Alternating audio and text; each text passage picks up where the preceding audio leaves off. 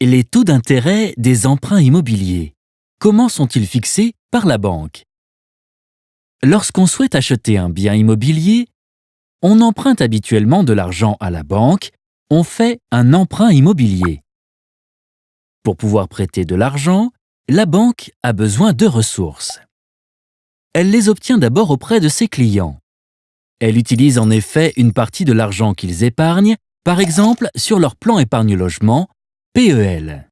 En échange, elle leur verse des intérêts. Finalement, la banque utilise l'épargne des uns pour financer l'emprunt des autres. De la même manière, le remboursement des emprunts des uns sert à préserver l'épargne des autres. Elle a ce que l'on appelle un rôle d'intermédiation.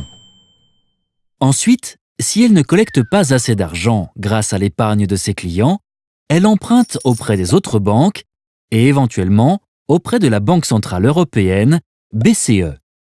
Les taux de ces emprunts interbancaires varient en fonction des taux directeurs fixés par la BCE. Ces taux directeurs peuvent influencer le taux d'intérêt des emprunts immobiliers que la banque propose à ses clients. En effet, pour calculer ce taux d'intérêt, la banque prend en compte le montant des intérêts qu'elle a elle-même payés. Étant donné que certains clients ne remboursent pas leur emprunt faute de moyens, la banque intègre également dans le calcul du taux d'intérêt ce que l'on appelle le coût du risque pour compenser cette perte. Elle estime ce coût à partir de statistiques. Elle intègre aussi d'autres variables, comme son coût de fonctionnement, qui sert notamment à payer ses collaborateurs et ses locaux. La banque cherche ensuite à faire des bénéfices pour assurer la pérennité de son activité. Elle ajoute donc une marge qu'elle fixe en fonction des offres présentes sur le marché. Le taux d'intérêt que propose la banque peut être fixe, c'est-à-dire qu'il n'évolue pas pendant toute la durée de l'emprunt.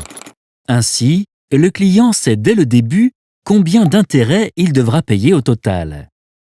Dans le cas où le client choisit un taux variable, le montant des intérêts qu'il devra verser peut varier tout au long de l'emprunt, à la hausse ou à la baisse, en fonction de l'évolution des taux du marché. La banque peut aussi proposer un taux mixte, par exemple fixe les premières années et variable ensuite.